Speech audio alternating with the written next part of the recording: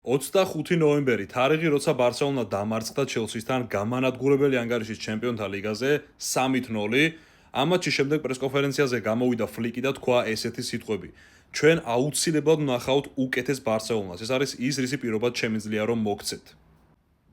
და ჰანსი ფლიკის ბარსელონა 21 დეკემბრისთვის 7-დან 7 მოგება ზედიზედ ყველა ტურნირზე და აქ არ ყოფილა ვიღაც ჭეკლასის გუნდები, აქ იყო ჩემპიონთა ლიგაზე ფრანკფურტის აინტრახტი იყო, ლა ლიგაში ატლეტიკო მადრიდი იყო, ბეტისი იყო, ვილიარეალი და ასე შემდეგ. რა რესურსით დებს შედეგებს ჰანსი ფლიკი?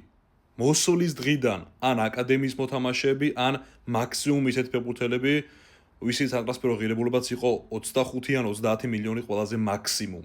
თანამედროვე ფეხბურთში სიგიჟის ტოლფასიც კია ფონს გასვლა იმ მდგომარეობით და იმ მოცემულობით, რაც ბარსელონას აქვს. ხშირ შემთხვევაში პოზიციებს ცვლიან ფეხბურთელები იმის გამო, რომ კონკრეტულ სხვა პოზიციაზე ვერ ავსებს ერთერთი ფეხბურთელი იმ პოზიციას და მაგალითად განაპირა მცველი ხდება ცენტრალური მცველი ან ნახევარმცველი ხშირად ხდება ცენტრალური მცველი და ასე შემდეგ. აი ამ რესურსით, ამ მოცემულობით ჰანსი ფლიკი დებს შედეგებს და დებს ტიტულებს. დაუდეთ ამ კაცს ტოპ ტრანსფერები და შექმნის მონსტრს ბარსელონასგან და შექმნის მანქანას სახელად ფლიკის ბარსელონა, გამანადგურებელი მანქანა.